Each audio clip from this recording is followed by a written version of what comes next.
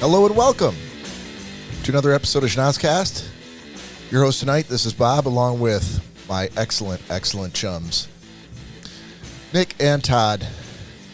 And tonight, we've got a little booze news for you, some 90-second sports, the amazing airing of grievances for Todd Dillon. Never disappoints, unless he's on a plane. Gentleman's agreement, and we'll see what else we got for you. Maybe a little something extra. Maybe. All right. I did say that I was going to get through housekeeping first and then dish it off to you fellas. So let me get that out of the way. So if you're new to the podcast, thank you for joining. Please stick with us every week. We release new episodes out on social media on Fridays at 10:30 a.m. Eastern Time. So subscribe so you get a notification when we go live. You can find us out there on Apple Podcast, Podbean, Stitcher, Spotify, or anywhere else where you get a podcast. You can also find us out on the streaming services on Facebook, Instagram, and YouTube at Schnozzcast. And you can email us at schnozzcast@gmail.com. And do not forget the Shocker line, 618-SHOCKER. You can call or text anytime. Open and ready for your calls, questions, and queries. Shocker. Baby. Nick Bader, how are you? Doing well, buddy. How was your Thanksgiving? It was pretty good. Yeah? It was pretty good. I was stuffed. I was literally painfully full. Give me a break. Painfully full. Yeah. Did Jack make his famous turnip pie? No, he held off this year. He didn't want us to get used to it, like expecting it every year. I mean, it's not quite like a delicacy if you get it every year. That is true. Yeah, you got to maintain an air of mystery. Build up a buzz. As all things turnip should be, mysteries. Todd Dillon, how are you? Did he make the rutabaga rice? No. Now hold on. You can't. If your claim to fame is turnip pie, you can't be throwing around rutabaga rice, which is in the same family, I think. It's actually like I the master of all things root vegetable. I don't think you can do that. to be fair. To be fair. To be fair, in Jack's defense, I think it's riced rutabagas. Well, now you're just showing off. Yeah, no, it was good. There was lots of food, lots of good times and laughter, and even some very, very tiny pies. Nice. Did Lori make her famous boiled water? She did. Part of me is like, oh, why would you say that? I'm like, no, she might find that funny. No, she's an excellent cook. She is an excellent cook. That's just She just can't eat anything. That's what she can eat. Yeah. Well, no, she. More ice cubes. There were a lot. My mother-in-law likes to host it every year, and so she gets ready really early. Like it's Labor Day, and she's like, "Okay, Thanksgiving, my house. Here's what we're having. You're going to take this. You're going to take that. What can you bring? What can you bring?" So we're like, it's almost just even September already, and she's like, "Yes, I need it by tomorrow. We need to get this underway." Yeah. So, I mean, how embarrassing would that be? 2 turnip pies. That's right. You have to. Yes, there must be. On the spreadsheet, whose name you're going to put? Potato pudding. But there was already going to be enough food that she could eat. But I did say, like, okay, you're making a turkey. I'll also buy a ham. I said that'll be the thing that I bring. Because love a good ham on holidays. Yeah, absolutely. It's more of a Christmas thing, but yeah. Holidays, right? Yeah. Any holiday. And the ham that I buy for Thanksgiving can also be eaten on Christmas. More whipped water with H2O Mousse. Sure, pile it on. So I've been working a lot of hours, and I literally did not have time to go get a ham until it was Wednesday. It was the day before Thanksgiving. Oh, and no. You ended up with a butcher boy, didn't you? So I wanted to get a honey baked ham, and there's a honey baked ham seasonal store right on Ford Road, right by my house. And so I went over there at like 3:45 in the afternoon on Wednesday.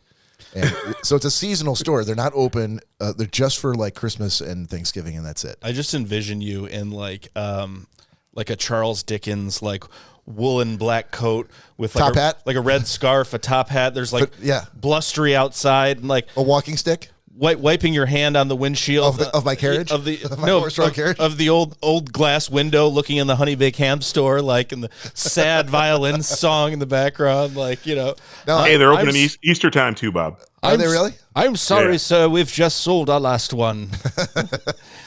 So I walk in there, and there's 12 people in the store, and they're all standing around just staring at each other, and I'm informed by the lady who's behind the counter that they're out of ham. They have no more hams. Who would have thought? There's a guy sitting outside smoking a cigarette, and This is a movie, man. He started crying. He had on a honey baked ham apron. So he worked there, but he seemed not to give a fuck because they were out of hams. Like, what am I going to do? What can I sell you if there's no hams? So they have turkey breast too. She gets a phone call, and she goes outside, and she's like, Frank, they want to talk to you. And he's like, let me stub this out. Oh, Jesus Christ, goes in there. I'm going to have to sell you a newspaper later, sir. I got to go down to the Southgate store and pick up some hams. So he gets in his car, and he drives away. And everybody's looking at this lady who has nothing to do. And now the questions come, like, where is he going? How long is he going to be? How many hams is he getting?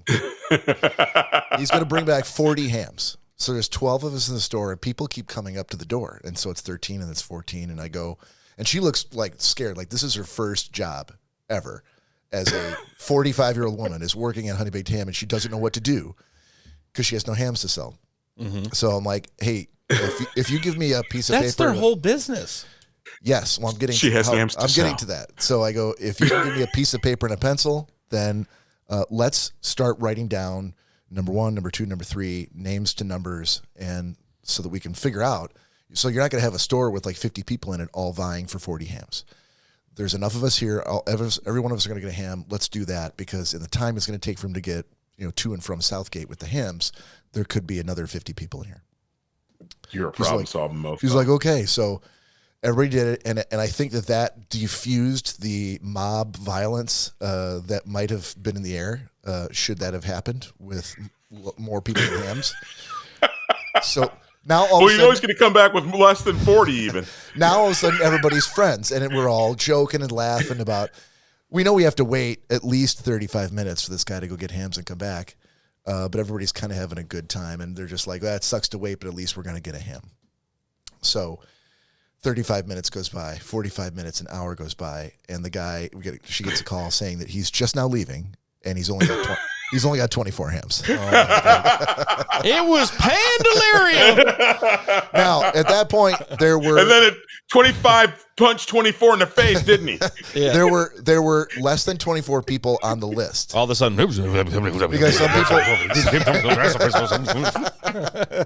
some people had decided that fuck this, I'm not waiting, I'm going somewhere else. And I'm like, the rest of us are like, well, I'm guaranteed a ham. I'm not leaving. I'm number 7. Why didn't you head over to Boston Market and call it a day? I'm not buying a Boston Market ham. I might as well just get some Spam and put it on a plate. Bob. Yeah. The driver just called. He hit a bump. There's only 3 hams left. Little Timmy got lucky when that third ham fell off the back of the Model T. So it had been an hour and almost an hour and a half that we waited. The guy pulls up finally in his fucking Kia Sedona, whatever he was driving. And so I guess he went down to the Southgate store, and they're like, you can't take 40 hams. That's all we have is 40 hams. He's like, well, I'm taking 24, and that's all there is to it. And he just started grabbing boxes. He didn't even look to see what size these hams were. He just started grabbing hams, shoving them in the car. When it's that late before the holiday, and you are one of the jackasses sitting outside the ham store fighting over hams, I don't think you have... Yeah. Any kind of say in how many pounds of ham I want.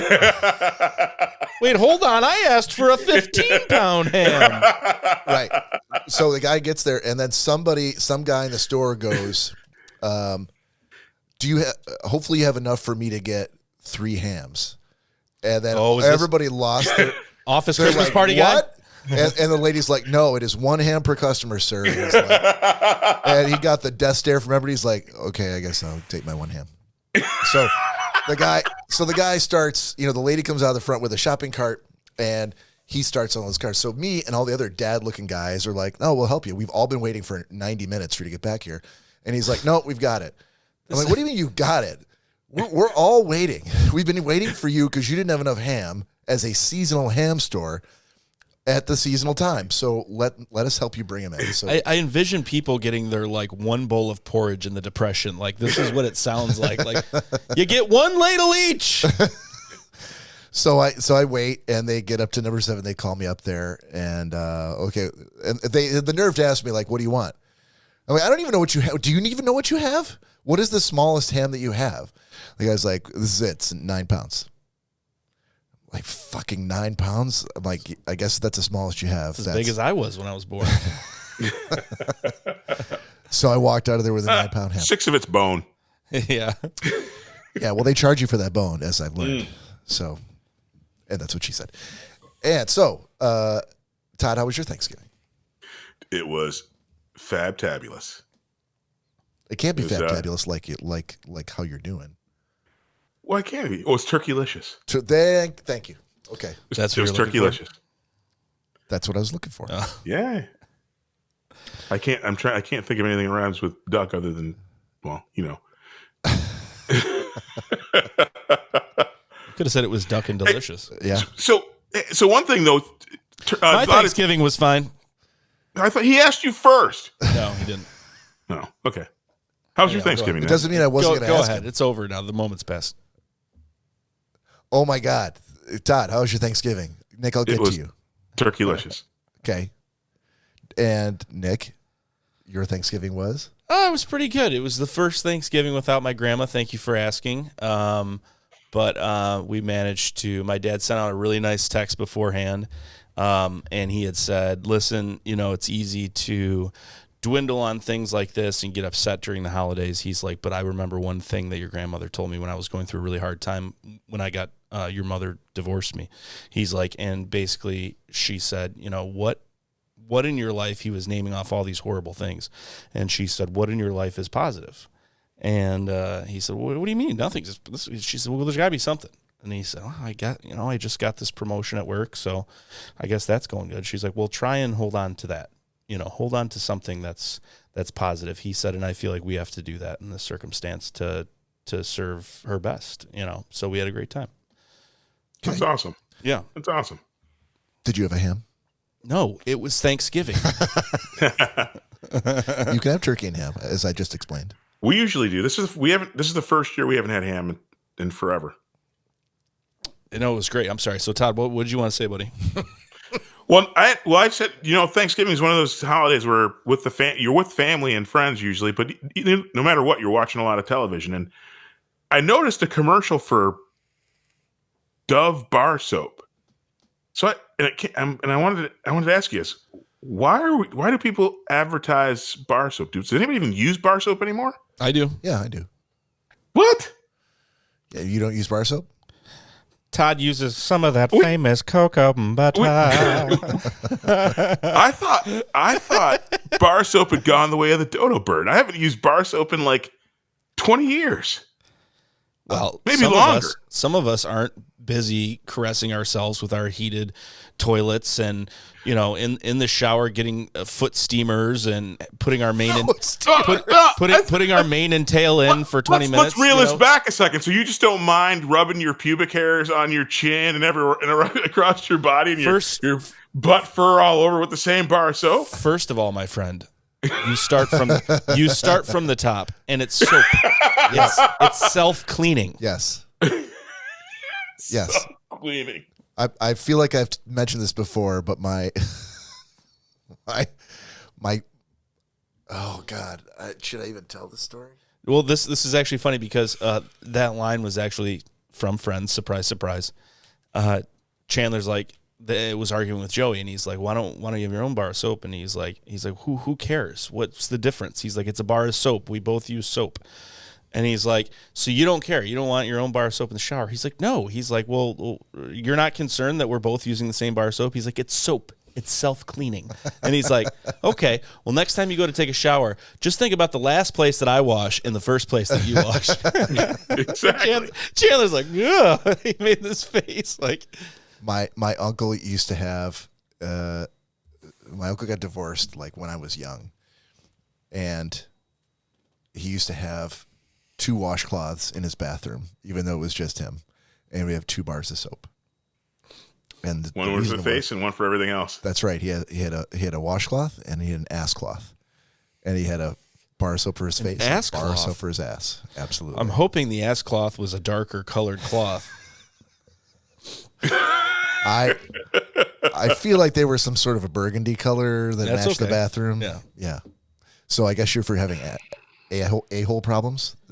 You probably want a burgundy cloth. Probably. Anything dark. Yeah. I still can't believe that you guys use bar soap and so many other people do too. White people are disgusting. I know, Todd. I get it. Okay. We're nasty. We're sick. I mean, Smell like wet dogs. I get it. Yep. I guess I only it seems strange to me that I have a during prime time. I have a bar of soap in the shower that I only use to wash my hands once I get in the shower. What? Well, yeah. I mean, whatever I was doing before I got in the shower, before I will wash my hands. I think we all know what you were doing now. if you Let's say I was deboning a chicken. Strategically have one. Who goes from deboning a chicken Right in the shower? right to the shower? Choking a chicken. This guy. The choking a chicken. Uses your elbows to turn the water on, and then you get on. Hey, Hold on. I like to know my hands are take- clean before take- I start running them through my hair. Take your socks, shirt, and underwear off with your teeth, and then get in the shower with your, chicken salmonella hands, and then you're like, finally, Finally, my hand soap. Yeah. Past that's- 3 sinks That's on the literally way. the only. Everywhere else, it's liquid soap. It's hand soap. Okay. So maybe I got this wrong, but there's competition in this bar soap business, like so much so that you need to pay for advertising during prime time. I mean, like I said, I was shocked that people still use bar soap, but then the fact that it's actually people are using it, but that's a competitive market. Like, isn't there like Dial and Irish Spring and Ivory? All of those companies also make liquid soap. They also make body wash. They also make shampoo. They just also happen to still make bar soap. Yeah, Todd. And the reason that they're having to put commercials on TV is because of people like you. Oh, I'm going to go back. I'm going to regress. Or when you go to hotel rooms, I think Todd, I'm going don't to go you? back to the bar. I you go like to to ho- look at the hairs in the soap. When you go to a hotel room and you go in your bathroom, isn't it bar soap that's there? No. No, it's not. What is it? They I give don't them stay at seedy mini hand hotels, pumps. Bob. What's What are you that? trying to say? I'm saying most regular hotels, maybe not the helicopter, they cater to the helicopter pilots.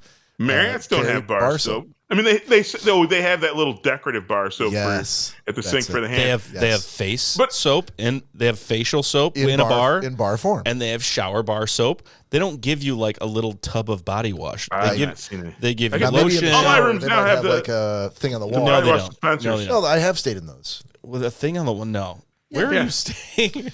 But probably not your standard Marriott, but I know the Townsend had it. There've been a couple other hotels I've seen that had it. Just a thing in the shower. So that you're has getting like the dispensers of Gordon's Food Services hand soap and the and dispenser. the body wash. Yeah, I'm sure it's not high end. Well, I guess I stand corrected. This bar soap thing is freaking big business. I gotta look at getting some bar soap. But I stock. think the answer to your question is that they have wisely decided to diversify into other more popular brand types of soap. And Todd, which of your body hairs are you worried about going into the soap? I mean, you're like a seal.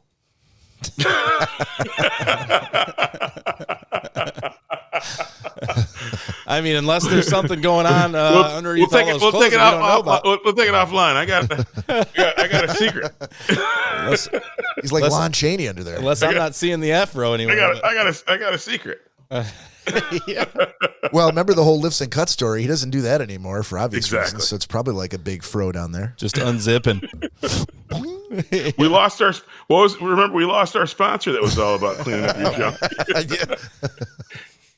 Did we really have a sponsor though? I think Who was that? Smooth. we were trying to. Not We were count trying my to, balls, yeah. we were trying to woo a sponsor into sponsoring us, and There was too much hooting and hollering during the promo read, so Yeah. I was like, I can't. They do dumped this. us.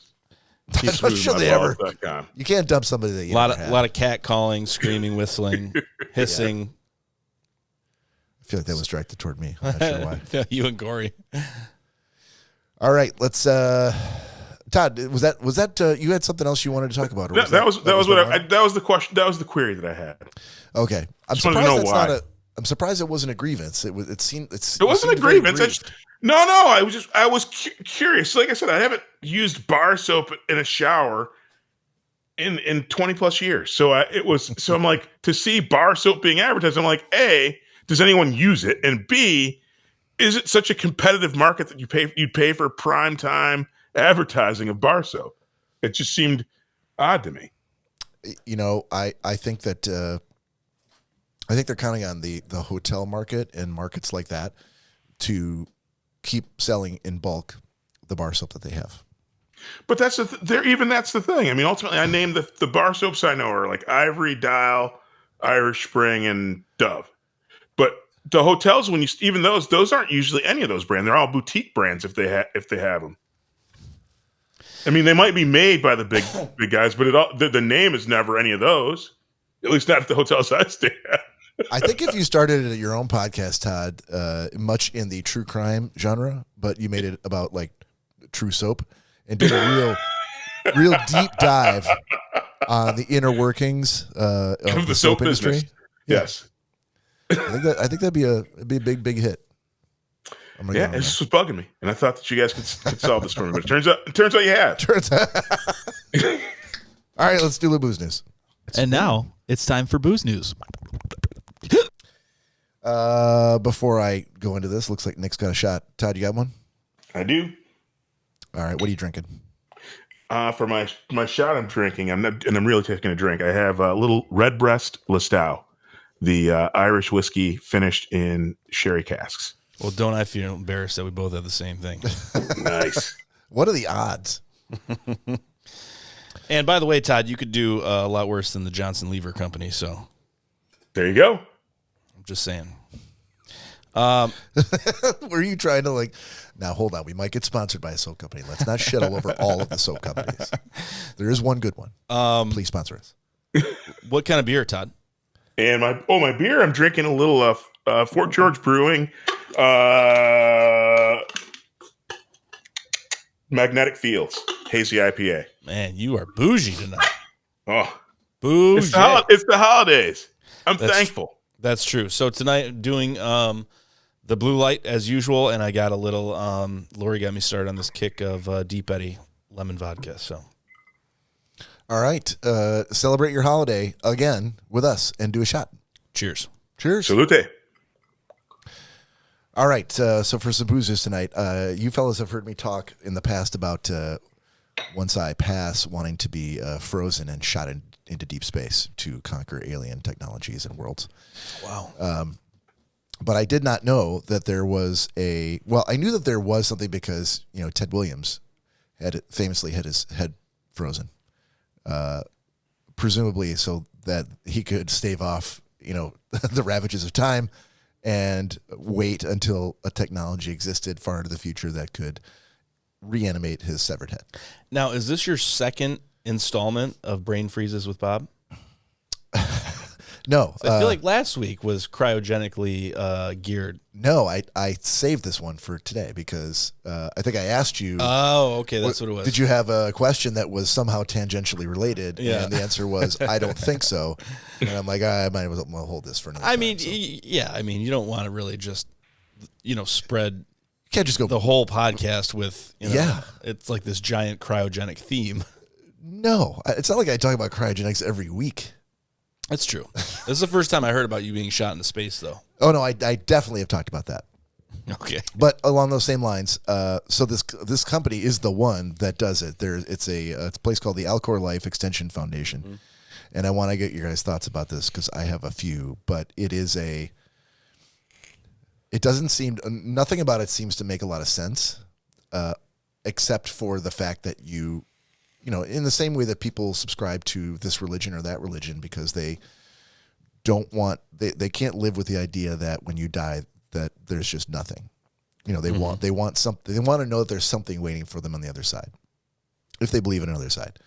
And so this is kind of falls into that category of, okay, I'm going to die, but in the event that there is nothing, I want you to be able to, I'm willing to stick my money into a service that will pull me back 400 years from now. Mm-hmm.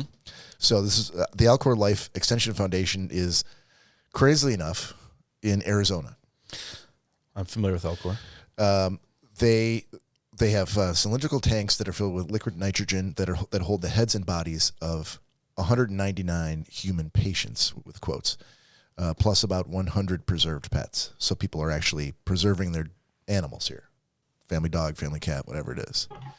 So some of them have had terminal diseases that don't have a cure today, like cancer or ALS. And others just want to hold on to people for as long as they can, even if, looks like death is imminent. So, but for anybody who does this, it happens like as soon as you're declared dead. So right at the time of your death, your organs are still viable. So they swoop in, they move the organs, or let's say your entire body or your severed head in the case of Ted Williams, to an ice bath that replaces their blood with an organ preserving solution. And then once they get to the facility in Arizona, then they put chemicals they call cryoprotectants that prevent the formation of ice crystals that may damage the organs into the patient's bloodstream. They cool the body to minus 320 degrees Fahrenheit, and they store it in a tank filled with liquid nitrogen. But the catch is that they can't bring you back. This is all theory. No, this is a waiting room. Yeah, they have confidence that revival may be possible. It's literally on their website. I mean, I do not doubt that in the future they will be able to. I don't doubt that. But would you? I mean, at that point. So I guess let me get through a couple more things here, and then we'll bring this to a close. And I want to hear your thoughts. The first person that was cryopreserved here was in 1976.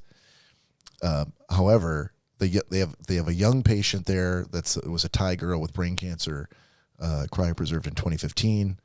Both her parents were doctors. She had multiple brain surgeries and nothing worked, so they contacted this facility. Ted Williams is there. He died in 2002 from heart disease complications. And who is he? He's a baseball player. Yeah. For an entire body, it's going to cost you at least $200,000. And if you just wanted to preserve your brain, so that they could take your, consciousness and somehow reanimate it or download it into a computer or whatever they could do in the year 2436, that's around $80,000. But all of this is with no evidence that any of it actually works. Right. Yeah, they're pretty transparent about that. But people are still doing it. That's craziness. So Well, yeah, I think because the idea is, that this is you're on the back burner until the technology catches up, which makes there's going to be a time. I mean, to say that cryogenics, like, this is never going to work and we're never going to discover this, would be completely ignorant. I mean, there are so many technological advancements that we've had. There is no way. I mean, just look at, some of the diseases that people died from back in the day that now you just get a shot for. Yeah, but we can't go back and inject the people that died of polio with polio vaccine and bring them back to life. No, I know that. Right. I know that. So this is kind of foolishness. But I mean, ultimately, if you cut your head off, your brain activity stops, and if you freeze yourself, your brain activity stops. You're dead. You're not bringing that. I mean, ultimately, could you make the body actually do more things by sending electric pulses through it? Absolutely, you can make the body. That's the whole experiment with the fact that the frog that jumped out of the water but stayed in the water if you boiled it slowly. That's all based on the fact that they removed the brain of the frog. Right. Just drop a little more science. Mm-hmm. Okay, I've never heard this before. If they say if you drop a frog in hot water, it'll jump right out. But if you put him in cold water, turn the pot on, he'll stay in the pot and die because he's just used to it just getting gradually warmer. Is like acclimating to it almost, but it's no, not. But it's not true based on the experiment. The experiment doesn't share that they took the frog's brain out because otherwise it would jump out. So, I don't know about taking the brain out, but yeah, I don't know how you look at this and say that it's not a possibility in the future. I mean, it's not. How? How can you say that? So, because still, if they freeze you today, do you have a USB connector to your brain? So you're going to Not take yet. Exactly. I don't know where you're going, but I'm interested. So Yeah, I'm just saying. Let's not let science fiction on television fool us into believing that we can get places where we can't. Once your consciousness ends, so brain electrical activity in the brain is over. Mm-hmm. yeah. You're dead, and just introducing electric current doesn't just make you come back. But one day they may be able to do it through some other means. Yeah, it's just technology we don't have. Kooky Right now. talk. That's That's not technology. But science could you- fiction is generally where society looks for ideas of things that are possible. Yeah, like So many of the freaking things that we peace have on Earth. today were science fiction subjects, 90 years ago, 100 So years ago. here's a couple things. No, I don't disagree. And again, if you're talking about technology and robotics, but I'm talking about the essence of life, it can that is a thing that I guess that's the religious in me. I don't, without any denomination in mind. There is, when you're dead, really dead, and there are people who have the experiences where their body, everything is stopped and they can't seem to trace electrical current in their brain, but then a half an hour later they wake up. Yeah, I get that there are outliers to that, and I can't explain it, but the fact that a human being would be able to get to a point where you could reanimate people, especially again, Roger, you've only got his head, so you're going to Frankenstein him on another body, or Yes. without the rest of his body, he's going to be able to go, Yes. oh yeah, when I was batting in 1926, blah blah blah. I want to know that Aaron Judge, when he, God forbid, one day passes away, that they cut his head off, throw it in the trash, and they freeze his body at the Alcor facility, and then one day, even further along than that, they connect Ted Williams' head to his body, and they reanimate him, and they put him in a baseball game. Yeah, That's great what I want movie. to see. So Great movie. So I actually just read something today. Yep. That, and I'm with you, Todd, because it's almost like the nature versus nurture argument. You're looking at it from a religious standpoint, where the soul leaves the body and you're dead, and I get that, and I'm the same way, but I'm also very scientifically minded, and I do believe that science will catch up to this one day, and yeah, they will be able to do that. I mean, just look at, like I said, I was reading today, there was a girl in India that was in a bus crash, like a 13-year-old girl, and lost both of her arms, and she had a donor donate 2 male arms who was much darker than her and had these giant like man arms, and they attached them. Yeah, and that all makes sense to me. I'm not saying we're not making those advancements. But again, like I said, I think Why didn't you come whatever with the that point story? of ultimately death is, I think that's the thing that you can't come back from.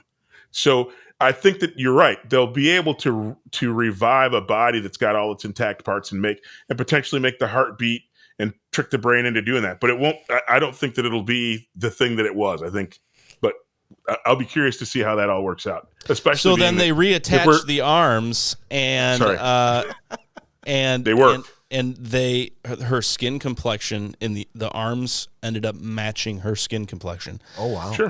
After some time, and they got skinnier and they got smaller to match like her body type, and they're working just fine. Now, if you would have told a man in 1910, yeah, we lop someone's arms off, we put a man's arms on a woman, and this would be the Todd of 1910 would be like, you are fucking nuts. You can't do that. You're not you're not a puzzle. You can't just put these pieces wherever you want. That is moral insanity. Sir. But then also telling someone, hey, guess what? All the electrical signals stopped in this person. Yeah. The brain stopped, the heart stopped, everything stopped, and 10 minutes later, we use this little device that shoots electricity through their body, and now they're back and living a great life, and everything's fine. They don't remember any of it. Would anyone in the 1800s believe you if you told them that? No, they'd say, when you're dead, you're dead. So to say that there's never going to be this technology. Now, I don't know how it's going to play with the religious aspect of it, because people like myself and Todd, and I'm sure Bob, believe that, and I don't know, but that the soul leaves the body. So what are you going to be left with? You've now reanimated this person. Mm-hmm. Now what? Or how about the woman that, or many women like her, on the show that I assigned to several people, Life After Death, which she was underwater for 45 minutes, dead, underwater for 40, in the middle of the jungle in Chile. Right. and can tell you everything that the doctors and nurses are saying. I'm with you. Like I happening. said, those are, I actually watched I was assigned that, and I was amazed by that. Agreed. Yeah. There are those outliers. Shit, people jump out of planes and bounce off the earth and live. Again, the human body is amazing, but I think that there's I mean, they at this point in time, they're already doing it, like already studying it, but they can grow babies outside of a womb, and it's like Matrix style. Like, what the fuck? Like, to say like just because I can't wrap my brain around it as John Q. Public right now that it's not going to happen in the future of science. Come on, of course it's going to happen. Is it going to be ethical? No. Is it going to be? Is it going to be the same person? I don't know, but. To say it's not going to happen, I mean, Jesus, ethics has never stopped science. 50 years ago, I mean, who would ever believe that, things that never even existed, 60 to 70 different items you can now hold in your pocket on this magical glowing device that doesn't have any fire in it or anything, and you can see other people on it. I mean, I still don't have a phaser. No one would believe you. I mean, so I absolutely think it can happen. And there's not a teleporter yet. They've actually successfully teleported like things living, I think like a rat at or something. Disney. Like shit. No, like a couple meters or something like that. Yeah, they're still working on that. But anyhow, to touch on the Elcor thing. Yeah. No. I had a science teacher that is one of those people that has paid that money to do that. And my brother, because there's a way that you can like sign over your life insurance policy to cover it or something like that. And to cover the preservation? Yeah. And Greg was one of the people that said, I don't care, I have $1 million policy and I'm going to have just my head frozen. And your brother? Oh yeah. Yeah. And trust me, with the ribbing went on for years and years and years. But the thing that I told him was this: I don't not trust the science because the science will happen. Mm-hmm. And unfortunately, these poor souls are probably going to be the ones that are experimented on first because they've signed over their entire fucking being. But I told him, I said, you ever watched like Animaniacs, like when you were younger or anything like that? And there's like Pinky in the Brain. Like, if you haven't, just imagine you've signed away like your body, okay? Mm-hmm. And for someone like me that does not doubt that eventually they probably will have the technology and the science to do this. So now you're doing just your head. Yep. You don't think that like 170 years from now that all of a sudden you're going to open up your fucking eyes and be in some jar being tested on, because you're basically just like property now. Like, you've signed away rights, so it's not like you have any say in this. So if you were to wake up and these scientists were fucking could you even imagine? That sounds like a horror story.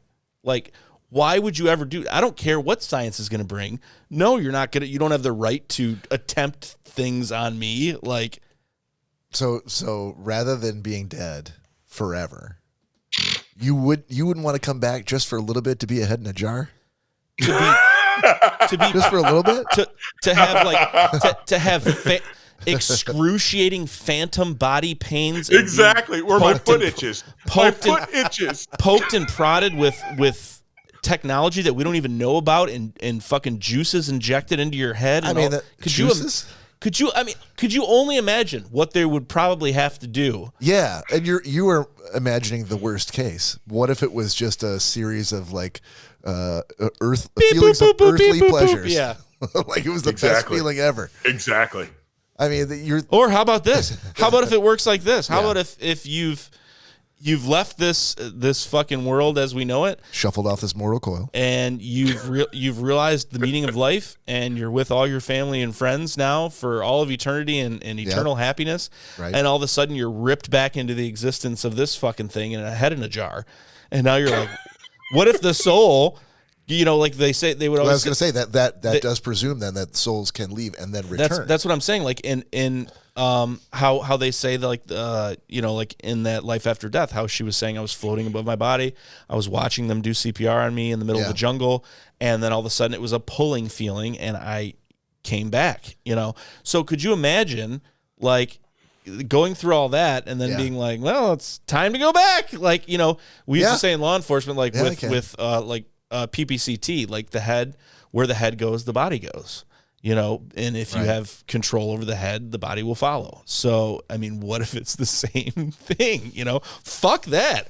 No, I'm gone. I'm gone. Or you could be the first person who was a head in a jar. No, I don't want to be a head in a jar. But you'd be a trailblazer. Get me out of the jar. A pioneer. But get me out of the jar and put me in a naked lady wrestling league. Your body's, you got a woman's body, and just my head just goes pat. They'll just pass me around. I mean, you're like a soccer ball. Just think about something as simple as, like, that's been going on for as long as anyone can remember, is people slipping into comas. That happens today, and there are stories, and those people get diddled the whole time they're in the coma. Documentaries. That's true. Documentaries of people completely aware of everything going on around them, but unable to communicate during a coma. If I'm ever in a coma, make sure I have a 24-hour guard that we trust. I don't want to get diddled. No, that guard's going to be the one doing the diddling. There was That's how that always goes. There was some kid that was in a coma for... I got it, no problem. There was some guy that was in a coma for like 20-some years, and he distinctly said that he saw, remembered every conversation and saw his mom crying by his bedside saying, we just need to pull the plug. He doesn't need to be alive anymore. And he vocalized this after he woke up and said it was the most excruciating internalized pain that he's ever had, hearing all this and not being able to do anything. So I envision, what if it's that kind of situation? What if they can bring you to a level of consciousness, but they can't allow you to talk, they can't allow you to do anything. Yeah. And you're in a this prisoner. You're in this state of, like, maybe forever feeling like you're drowning because you're in some kind of liquid and you can't tell people, fuck. But you know what, Nick? No. In order to make an omelet, sometimes you got to break a few eggs. Got to break some eggs. Well, I am not volunteering. Sometimes you got to be an egg so that the rest of us can be the omelet. Yes. Go ahead. Good luck, Greg. Hey, Bob. Yeah. So, amending my statement, if I ever go into a coma, please make sure that I have a guard, and she's a very small lady with short fingers and no fingernails. Todd actually, but a big gun, damn it. Mary Dillon, I just have to reassure you that I am on the job. I have trimmed my nails, and your husband looks revolting to me. I don't want to touch him or be anywhere near him. I will make sure that no one else does. There's actually, there was the head and the body for Elcor that you could freeze, and I think what the body was 200 grand, and the brain was 70 grand, 70 or 80. Yep. There's actually a third option. Just the dick. Just the tip. Just the wiener. Just the wiener. It's a smaller package, boy. But probably 50K. That was 50K? Was that your payoff? That's a lot of work to get to this. It's a smaller package, but doesn't cost as much. I was gonna say, if anyone, I could see Todd being like, I don't believe in any of it, but I will preserve my wiener. My wiener, exactly. What kind of shrinkage? I think it's good for two go-rounds. At negative 380 degrees Fahrenheit. What kind of shrinkage are you gonna get? My goodness. They got this thimble with a little cap on it, and that's Exactly. how they store it. I'm a grower, not a shower. like spinach into hot butter. Todd, this seems like a good spot to dish it over to you for a few grievances. And now we come to the airing of grievances. And another thing. Buddy, that is your cue. It is my cue. Hit us with all of those things that are bugging you, bothering you, and vexing you. Yes, sir. So today's grievance, and I'm not going to the road. I'm not going to travel, although I am traveling tomorrow. But here's the thing. Can you motherfuckers, when I'm at a show or a concert, and you're sitting in the middle seats, and I got to get to my seats on the other side of you, rather than just turning your legs like 2 fucking inches, can you please stand the fuck up and get out of the way so we can get through? Come on, man. Get out of the way. And on the other side of that, if you're inside of me, I'm good with you going to the bathroom. Hold on. Inside of you? If you're Are we still on a plane? No, we're at a concert or a show, Oh, okay. So first off, I don't like it when I'm trying to get to my seat and people don't get out of the way. And then the second thing is when I'm closer to the aisle on either side and you're inside of me and trying to get back to the aisle, I'm okay with you Please stop saying that. Stop saying inside of me. If you're seated inside of my seat. Oh, baby. I can feel you inside of me. Don't drink 87 beers if you're going to have to get up and pee 97 times, motherfucker. I let you in once to begin the day. Inside of you. Then at the intermission and maybe one more time. Not 15 times. You can't be leaving 6 and 7 times. You got to be raw after that. Yep. So just please, just a little in show and out, and over and over, in and out, etiquette. over and over. It's that's How many times were they inside of you?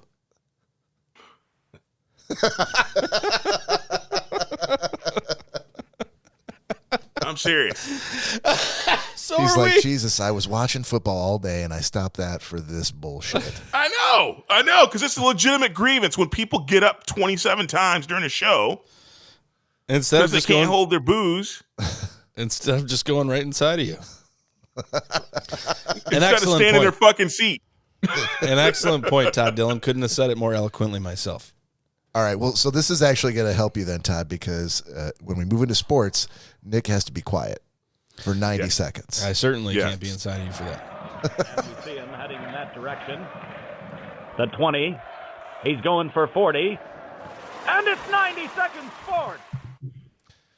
All right. We got to go with the hourglass, right? Yeah, Mr. Todd Dillon. Yeah, thank God. Yeah, boy. Sir, your 90-second sports starts now. All right, listen, people. Normally I waste a lot of time, and it would have been a layup today to talk about how the University of Michigan Wolverines beat the shit out of the Ohio State Suckeyes 45-23. But I'm not talking about that. That was a good team beating another team on its way to a historic season. So congratulations to U of M. That is not my topic. I'm actually going to use what I had almost positioned as a booze news article, but here's my 90-second sports story of the day. And this is from a year ago because I couldn't find the other story I was looking for. But anyway, 20-year-old UK lad breaks world record for solving 6,931 Rubik's Cubes in 24 hours. Gregory Sholey solved 6,931 Rubik's Cubes from 8 a.m. on November 9th, to November 10th, 9 a.m. November 10th. Rubik's Cube considers this one of the toughest combination puzzles in the world. It takes people hours to solve this. However, George Schooley, 20, broke the record. How much freaking practicing with a Rubik's Cube? What are you doing with the rest of your life to solve a Rubik's Cube almost 7,000 times in 24 hours? And who even thinks to do that? And why is this? And that's 90-second sports. Wait. This is a 90-second sports. Wait. It's done. Come on. I'm sorry, buddy. It was just getting good. Yeah, well, unfortunately, the hims and haws took up a lot more time than you would have thought. Damn it. Hail to the victors. Hail. I want to hear. Hey, Bob. Bob. Go ahead.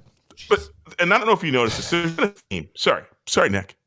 There's been a theme, right? These Guinness Book records.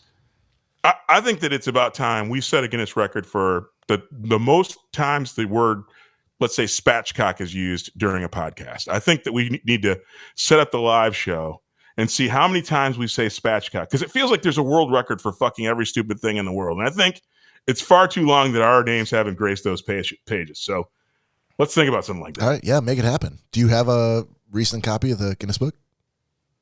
Well, I'm going to get one because we'll be in the book, damn it. Yeah, I'm sure that people regularly and widely look at that book to try to find an area that contains some shit that they're willing to try that hasn't been done before. And they'll consider everybody. We can see how many things we can stick in Nick's butt. When you say we, do you mean you and Mary? For the podcast listeners that are part of the basic and executive and Diamond Alliance version of this show, this content was not spoken about before the show. This is all coming to you right off the cusp. coming. Todd Dillon, ladies and gentlemen. Yep. Yes, sir. He's inside. Thank Don't you. drag me into this because your story about ass sex for 10 minutes. Hey, I'm just trying to get in the Guinness book, baby. Hey, By any means necessary. I know you got a lot on your plate for like theme music and stuff like that for the show that we still don't have. But if you're doing something, I think I remember you saying that you were going to help like put together something better for Grievances. Yes. And if you do, can you use the phrase "I'm coming inside you" in that theme song? Let me put my grievances inside you. My big chocolate salty balls. All right. Let me Come on, take a Tom. note. Make it happen. I'm coming Inside you. inside you. Yeah. Jesus. Yes.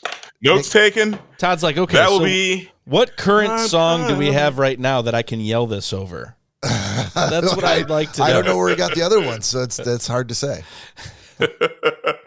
It's going to be, I don't and know. now for the airing of Grievances and another, I'm coming inside you. No. I'm flying out tomorrow morning. Me and Kid Cudi on the same plane again. So I'll talk to him, see if he can give me some ideas on that. There you Sweet. go. Now you're thinking. We can't get was it smoothmyballs.com to sponsor us, but somehow we're gonna get Kid Cudi to help I put don't in even know musical who that drops. is. Oh no! I don't think he's going to put his name to it, but I'll consult him.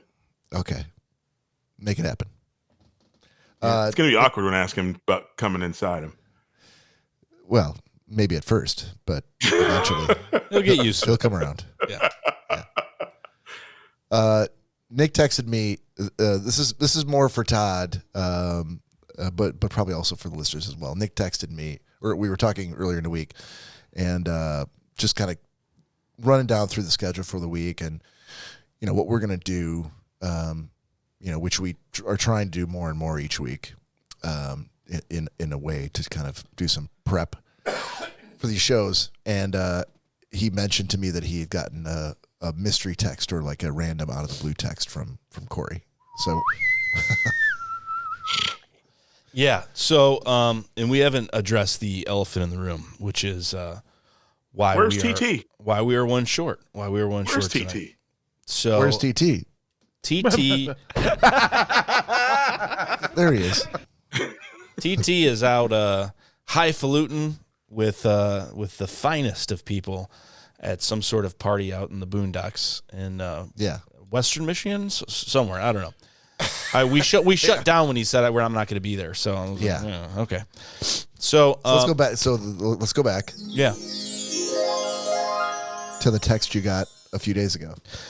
So a few days ago, I had to a day that I was not supposed to work because of the holidays, and I found myself at work at the last minute, called in by my boss. So I was sitting there. There was not a lot of work to be done, but we were able to get what needed to be done, and it was kind of just kind of a monitoring mode, just to make sure everything was copacetic, and I got a rogue text from Corey Selesky. That text read, are you supposed to shake a fiddle fig? What? Can you repeat that? Are you supposed to shake a fiddle fig? Are you supposed to shake a fiddle fig? What is that? Exactly. So this is Corey. There's nothing telling you anything going on before this. Just, are you supposed to shake a fiddle fig? We all know how mature Corey is, and I can only imagine he's setting me up, planting the seeds for some hilarious joke in his mind. So I start thinking about it, and a fiddle fig is a type of fig tree, and there are things to be said about if you don't keep a fan on certain indoor plants, if you have them indoors for quite some time, it does not strengthen the tree. So the natural wind outside, there's so many elements that go into helping a plant grow. Mm-hmm. That's why you get these very spindly tomato plants if you try them grown by seed inside. You know, they're very thin and they fall or snap very easily.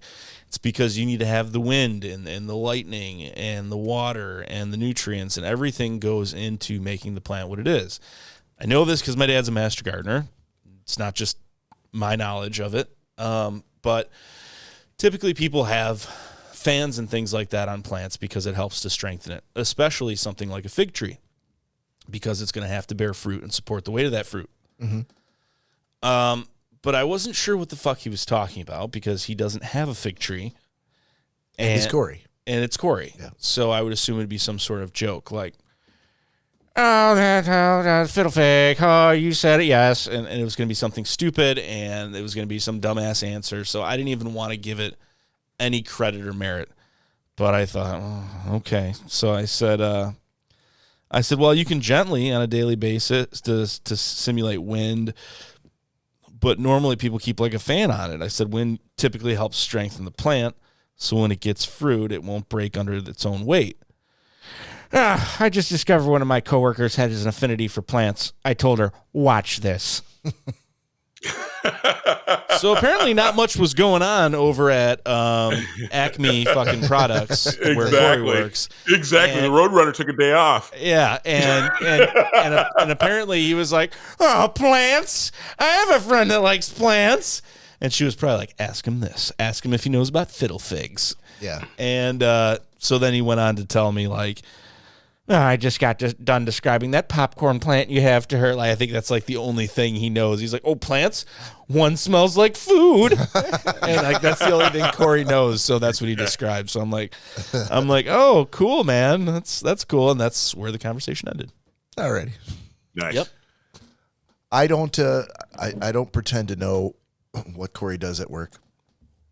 I think I've asked him a couple of times about when he first catches the started Roadrunner. the job. Corey's not catching anything. There's not enough speed there. Bob. Cutting up. Hopefully it runs by here. I stalked the Riley Roadrunner. Ah, damn it. Too late. All right. Let's jump over here, gentlemen, into gentleman's agreement. Gentlemen's agreement. Gentlemen's agreement. Gentlemen's agreement. Gentlemen's agreement. Gentlemen's agreement. Gentlemen's agreement. Oh, gentlemen's agreement. Oh, it's the motherfucking gentlemen's agreement. Gentlemen's. Yeah. Love that. Love that. I didn't like you fading it in and out, but I love that. Well, because I feel stupid just sitting here just listening and waiting. Don't you see me doing the Stevie Wonder on my end? I do not. No, I'm used to seeing you on the TV, but we're not using it tonight. We're just using the iPad. You're missing the hell of TD tonight. I'm looking good today. I'm looking like good all today. of like all of our audience. I'm gonna have to go out to YouTube and watch it. Yeah, I'm bringing my A game. All right. Todd, real quick shot. Yes, sir. All right. While you're pouring, I'll start with Nick. Already poured, go ahead. bitch. Oh, never mind. Go ahead. Bitch. Go ahead. Cheers. Salute. Cheers, everyone. Salanja. All right. All right. That is really, really, really, really very good. It's delicious. Okay. Let's AMSR. God bless America. Lemony. Nick, you had to watch Pepsi. Where's my jet? Oh, Bob, it was so sensual. Tell me more. Yeah, I had to watch Pepsi, Where's My Jet from Corey, I'm assuming. Oh, yeah. It was a documentary. I will say this. It's fantastic. It's, and I think the thing that makes it so fantastic is the way it's shot. For people that don't know, it's a documentary about the old Pepsi commercial that I'm sure you remember if you were alive in the 90s, where Pepsi created a program of Pepsi points. They were the first one. They were constantly in the cola wars with Coca-Cola. And basically the only thing Coca-Cola did was like they had a polar bear. And Right. and Pepsi had fucking Cindy Crawford and Michael Jackson and Michael J. Fox and everyone you could possibly think of. and it was just their thing. Like, it was a young, hip company, and that was their thing. And the thing that they created that Coke ended up getting on board with their own thing was Pepsi points.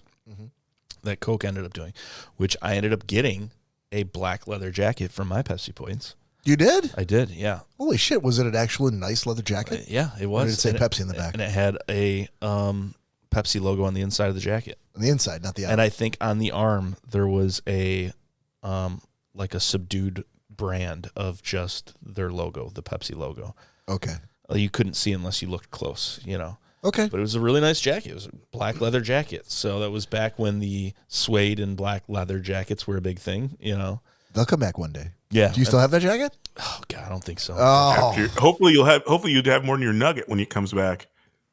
I'm sorry. What? I said, hopefully you'll have more than your nugget when that comes back. Oh, right. Yep. Flashing back to cryopreservation. That's true. Okay. So, the jacket keeps falling off my head with no fucking body. Exactly. Yeah, and We've attached these monkey arms to them. Pretty soon they'll convert. I don't know if you misunderstood, Todd, but I am not doing this. This is my brother, so hopefully the Pepsi jacket still fits him. Maybe some sort of a Pepsi sleeve will fashion into for his head. I want to see the frozen head of Ted Williams in a Pepsi jacket right now.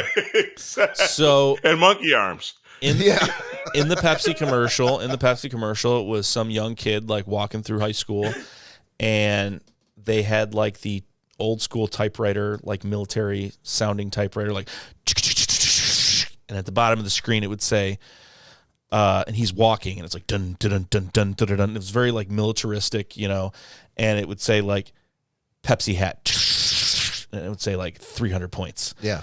And he was walking, and it would say Pepsi this 5,000 points, and then it was like Pepsi leather jacket, and it was 500,000 points.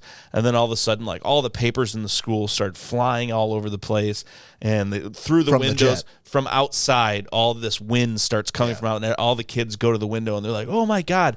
And a CGI Harrier jet lands outside of the school, and he walks out, and it goes Harrier jet, 7 million Pepsi points. Right. And there was no disclaimer underneath it or anything. Right. And he says, sure beats taking the bus. And he gets in, and the thing flies, away. Do you know what movie that was from? What was from? The idea of the Harrier jet for Pepsi was a sponsorship deal that they had with the studio that made True Lies with Arnold Schwarzenegger. Oh, okay. Because, spoiler alert, at the end of True Lies, Arnold comes in to get to the chopper. Does that get to the chopper? No, that is Predator. Okay. But good call. You knew it was Schwarzenegger. Get down. Get to the chopper. So points to you for that. But no, in True Lies, he comes in at the very end to save his daughter. Combination, save his daughter and kill the terrorist in a Harrier jet. Oh, okay. And so it was a tie-in that they had with that, and that's why they did this thing. Now, before you go any further, remember, we don't want to give spoilers. Right. But I think the basic thing that anyone who was alive at that time would remember is the commercial. The commercial, right. And that's what I wanted to bring to light. And so the whole premise of it, if you fucking have been living under a rock, the whole premise of it is that there was one kid that we'll say he saved enough Pepsi points to get the Harrier jet. And that's the whole premise of the documentary. But the coolest thing about this documentary is not only this, because I went into it knowing this already. I knew this. Right. And I knew the outcome. But, oh my God, do they do a fantastic job, nostalgically speaking. Like, just the things and the people they brought into this production and the way they made it made you feel because their soda sucks. Made you feel they got to overspend on all that other shit because I feel like we lost you, Todd. I don't. He's actually that one. Hold on, damn it! Yeah, you're cutting in and out. We're gonna have to come back to Todd on the streets, but why is it gotta be the streets? The man on the street. But it was so cool. Like, the 90s was my childhood. And so I'm very nostalgic about the 90s. I love it. And it was so cool. Me too. Just get out of here. Shut up, man. Yeah, it wasn't about the 50s. It was about the Fuck 90s. off. But it was so cool because it wasn't just, hey, let's tell you about what happened. Right. There's reenactments with people that look exactly like these people, and there are things brought in like actors and big name people from these Pepsi commercials like that they brought. It was really well done. And it was just cool to kind of be transported back and suspend that disbelief and go back to the 90s and see this. And just the actual commercials they would show and the actual products. And I feel like there was a lot of attention to detail that I picked up on because I was a huge part getting that leather jacket. That was not fucking easy to do. And so right. I specifically remember the Pepsi Points catalog. And even in their reenactments, like there's a scene where the kid is grabbing at a display at the store a Pepsi Points catalog, and it is verbatim exactly what I remember it looking like. He could have just grabbed a pamphlet, but they put a lot of attention to detail. So it's really cool. It'll transport you back to the 90s. Very interesting. I suggest watching it for sure. Awesome.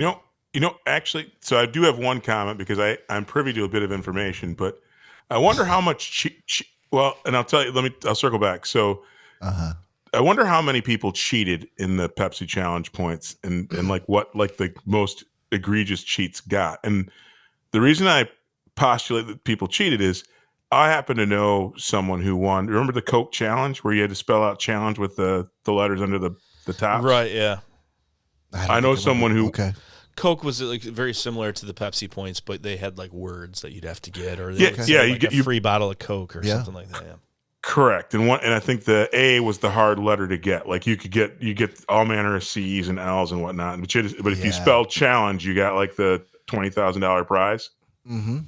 And the way that Coke had tried to safeguard people cheating was if you work for Pepsi or any of its distributors, you couldn't participate, right? Because they're like, oh, people might have breakage, people just might steal stuff. But ultimately, if you worked in the bottling plant where all the caps were pre-assembled, people were stealing the shit out of them, and then they would give them to people as far away as possible. Mm-hmm. And so I happen to know people who won, and hopefully audited by the FBI. But I wonder. Don't say any names. I'm not, but I'm wondering if Harrier Jet guy got a bunch of Pepsi points, or did he really get diabetes to get that Harrier Jet? Oh, no! You drink all those Pepsis? You mean? No, yeah, probably not. But you might get assigned it tonight, so you'll find out. All right, Todd, you had $1 Million Baby. Yes, for me. Yes, and I'm torn up because I think I have to give it. So I'll tell you what it is. So $1 Million Baby, Clint Eastwood. Movie about Clint Eastwood is a fictitious but famous, well-known boxing coach, manager, trainer, cut guy. Been around a lot of big-time people. It's another Clint Eastwood, Morgan Freeman. I do like them working together. That is always a makes you feel good thing. But essentially, Clint Eastwood, an old crotchety boxing trainer, takes on a woman, even though he's very, very much against it, and he she achieves more than any of his other boxers do. And then there's no spoilers, but there's a tragic ending, and I'll just leave it at that because it's pretty sad. But I would definitely say people should see it. But as I said to you before, Bob, Clint Eastwood kind of jumped the shark with me, and in this movie I don't know if I'm getting more snobby because of this segment, but the big thing for me was, you know the Microsoft Office program PowerPoint. I'm familiar, yes. And you know how you can do like slide transitions. I'm familiar, yes. And have you ever seen someone do a presentation, and you're like, "Hey, this motherfucker is trying to gloss over the fact that there's not much content or continuity to this deck by putting in every single one of the slide transitions." I got that showing off, or well, yeah. And so I got that feeling in this movie because there's this one scene where it's like sitting in a doorway, and then the camera pan from like nut level to head level for no good reason. I'm like, what the fuck was that? I go, that kind of drew my, I'm like, and I had to rewind, like, that was kind of gratuitous. I got a cool new swivel boom for my camera. And then there's like a couple other segments where he's like sitting in a hospital room, and they like kind of where they do like to try to do the time lapse, like moving him around the room. Like he did that, but then there was like a reverse move, and there's like all of a sudden I started catching on to it. And as the film went on, oh my God, he used every single transition in the PowerPoint deck in this movie. And for a movie that's a feel-good, tug-at-your-heart thing, there's a lot of points where I had to kind of suspend disbelief because he's this brilliant boxing teacher, trainer. No spoilers, remember. Yeah. And there's one point where his boxer's getting the shit beat out of him for forever, and he doesn't say one word to him. I'm like, so you're going to just wait until and hope that he doesn't get knocked out before you actually give him the coaching? You're going to give him on when they ring the bell for the break? There's a bunch of points where the movie just didn't hold together from like, hey, if I have to suspend my disbelief, make this either funnier or more supernatural. Right. But there's too many gaps. And then, like I said, if you watched again, and like, so maybe I'm turning into a snob because of this segment, but he used every single camera transition trick that I've ever seen in a movie ever. And so I give it a solid C+ because I think if you like something similar to a rom-com, there's a little bit of humor in it, but I like that for drama, definitely see it. I mean, ultimately, I would recommend it to Lee's in week. You would recommend it to who? Never mind. I'm just kidding. All right. Hey, listen, Todd. I'm gonna close out with my review. But while I'm doing that, maybe try to leave the room and come back in again. Yeah. Me? Yeah, because your audio is cutting a little bit. Okay. Oh, I'll leave Todd. and come back. Oh, Yeah. I'm like, okay. No. Nick, I thought you were gonna sign me something. Yeah, I didn't know. No. I thought, well, maybe that'll fix it. Yeah. Okay. Okay, so I had to watch 1899 from you, Nick.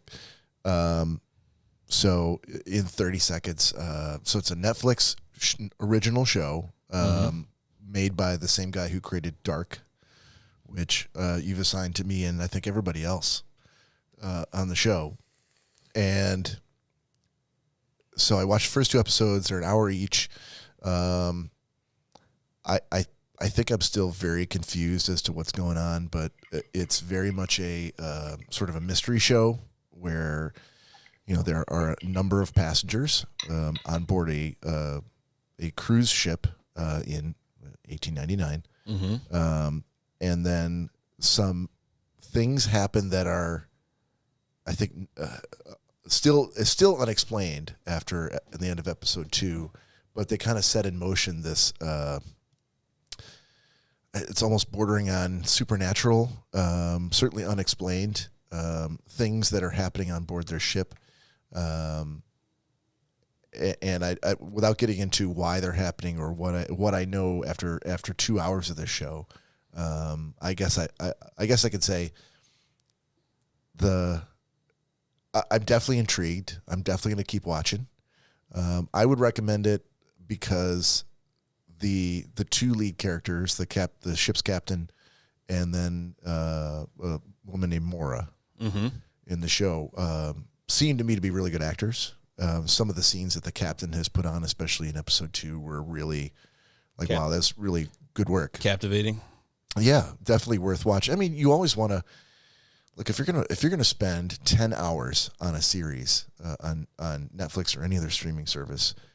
The least you could hope for is for them to be some good acting where you're like, wow, that guy did a really good job. Like, I completely bought his performance, and he really, I kind of got lost in it for a bit. Only downside I could say is that it's a, compared to other mystery shows I've seen, like with Dark was very, it was very dark. It was very bleak. There were almost no moments of humor whatsoever in the show. And this show is very similar. I think there was one joke It wasn't even a joke. It was dialogue that was probably the closest to being, a funny, ironic musing by a character in the second episode.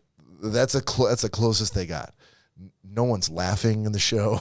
It's all very, very serious and dour. So just kind of know that going in, that if you're looking for something that, because, as a mystery show, Lost definitely had its humorous side.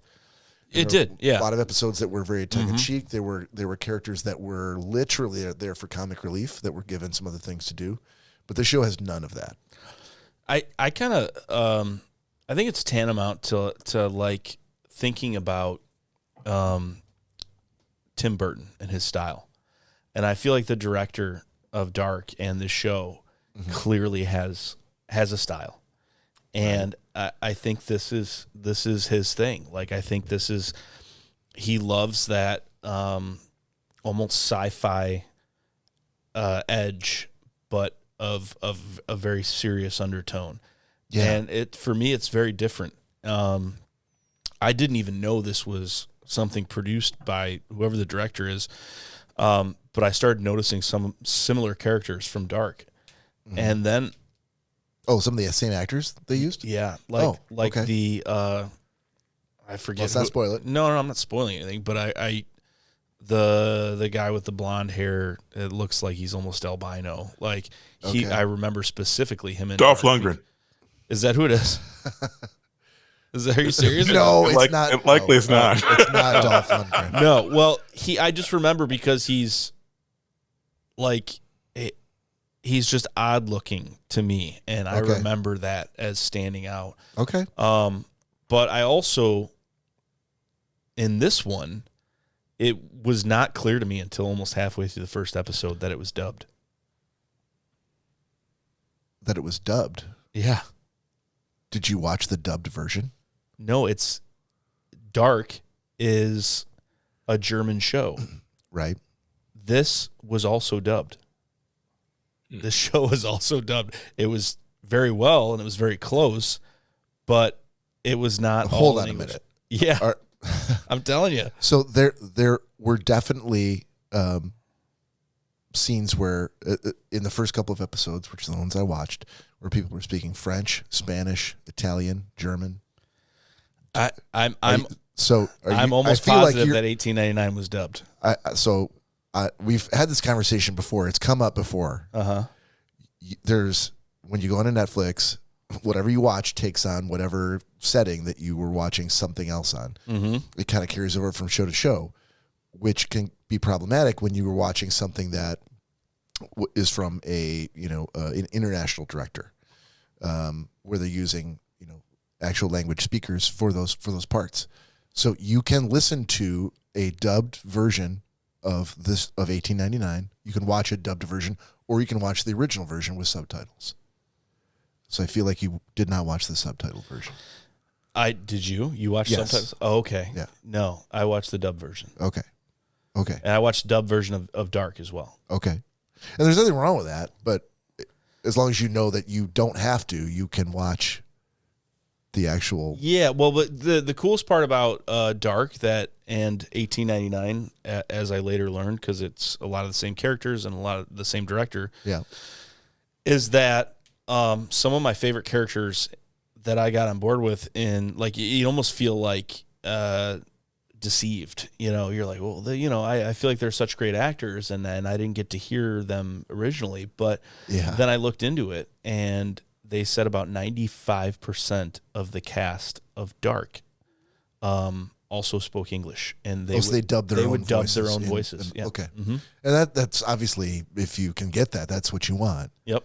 But I feel like it was Corey that ended up watching something. He gave it a shitty review. He can't do dubbed or subtitles. No, well, he definitely can't do subtitles. He doesn't like dubbed, but he hates subtitles even more. And the fact that it was dubbed. Or maybe he watched, I'd have to go back and ask him, which I don't plan on doing. No. Let's just say he watched the subtitled version of something and hated it, and then definitely did not know that he could have watched the dubbed version. I think it was Lupin.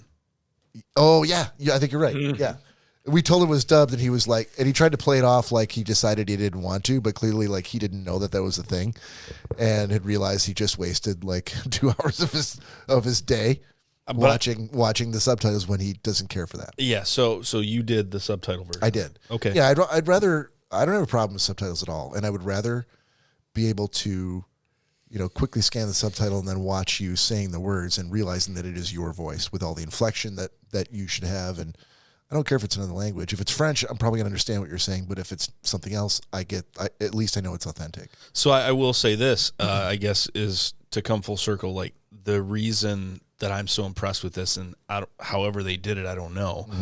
Mm-hmm. But it was very hard to discern that it was a dubbed show. I didn't even know it till about halfway through the first episode. I wonder if it was very close, because they got the same actors to dub their own voices over their own voices, but this time in English. I wonder if they knew where to put the emphasis on the syllables. Maybe there was, what I mean? Because the pacing of Spanish is different than English. Yeah. So in order to match up the words with what their mouth is doing on the screen, maybe they changed their English a little bit. Maybe. And for me, it was super cool because, I honestly thought I restarted it because I thought, sometimes if you start Netflix every like once in a blue moon, like the words just won't line up like right on time. Like if you've ever experienced that, I've experienced that. I don't know that I have, but once, I would do the same thing. I've turned it off and turned it back on, and it was fine. Yeah. And I did that thinking that that was happening. And then I started watching it again. And then I thought, when I saw that actor, I thought, oh my God, he's a German fucking actor they're not even fucking speaking this language right now. And then I was looking for it. And so then I noticed, but they did a really great job, and the dubbing was great. It wasn't like that, like mouth moving 100 miles a minute and thank you, like it was like it actually, it worked really well. Like an old Bruce Lee film. Yeah, exactly. Yeah. So I guess I would give it a Todd Dillon grade of B. I think I'm definitely intrigued enough to want to know what happens next. What's going on? Yeah. Yeah. I'm not even going to ask you if it's worth it, like if it pays off in the end, because that's kind of cheating. I'll make that call. Okay. So new assignments for next week. So can we just go to the left? Well, yeah, that's exactly what we're doing. All right. Great. So I have Nick has Todd, and Todd has me. So, Todd, I'll make it short and sweet, buddy. All right. Pepsi, where's my fucking jet? Got it. Saw that coming a mile away. Bob, you get your wish. Oh, Dairy Girls? Yep. Sweet. Machu Picchu. I'm excited about that. I'm just going to copy that entire line over from Corey. So all you just got to do is change the names from last week. Well, no, everybody's got their own section, but what that may mean is that next week he'll give his and I won't have to do mine. Maybe. Yeah. Nick. Jesus. Still got a big old list. I see that. I know. I had one. I have a perfect one picked out for him too. That's what I was hoping I'd get him. I have a whole bunch of perfect ones here. I just got to figure out which one it is. And so I'll generally ask, like, do you have any preference? I am in a Western mood. If you are in a Western mood. If you've got anything like that, that'd be great. But it's up to you, buddy. I do.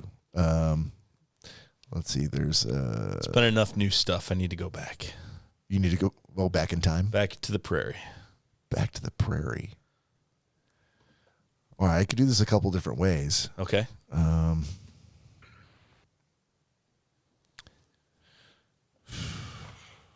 Well, why don't we continue with the same? Have you ever seen Unforgiven? I believe I have. I think so. Fill me in a little bit. Actors: Clint Eastwood, Morgan Freeman. Yes. Gene Hackman. Yes. I have. Gene Hackman's your favorite. All right. You've assigned that to me, or I watched it on my own. Okay. All right. So we're going because I think I commented on the fact that because someone had to have assigned it to me, because I commented on the fact that I wouldn't think of Morgan Freeman in a Western, and I think What? I think he did a fantastic job. To- We talked about this. Yeah. Go ahead, Todd. If you had some objections. Oh, never mind. I must have missed the first part. That He character- fixed it. that character. He fixed it. He fixed did. it at the end. He did. It was not a black thing. It was just Morgan Freeman. Right. And I was like, I just, he's so who he is, almost typecast. Yeah. And I'm like, I just can't see this, but he knocked it out of the park.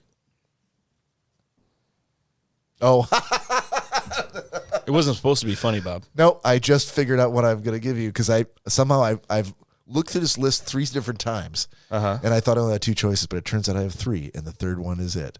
You got Blazing Saddles. All right. Oh boy. What? This could be troublesome, Bob. You think that this is going to come back to blow up in my face? I Todd- think it might. Todd, is this like a hokey 80s spoof on Westerns? Because then Yeah. This is. Yeah. I'm this. Hold I'm on now. Hold on. I'm Do afraid. not spoil this because I am I'm not not- taking this back. This is I know. I'm afraid. all right. I'm gonna say Todd has all been of right. my comments. Todd for- has been right in the past. I'm not saying Todd's wrong. Yeah. All I'm saying is that this is something that has to happen. Okay.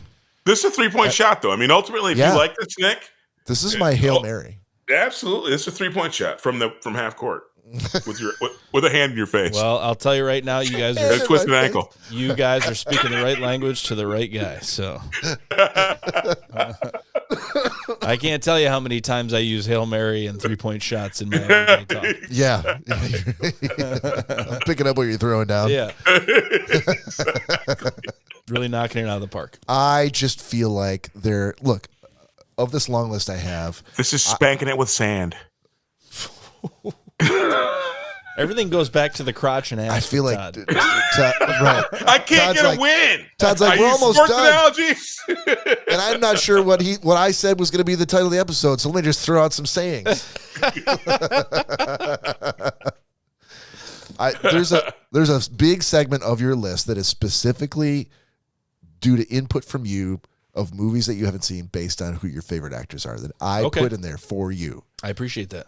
The least that you could do is take the rest of the list seriously, is going like, this is stuff that I legitimately think you will like. And I would say if you're a fan of Westerns, this needs to be in there. Okay. It is a classic film that any true Western fan would probably have seen. Sir, when it comes to movies, you are like a doctor. Would you and agree, Todd? I will take your prescription.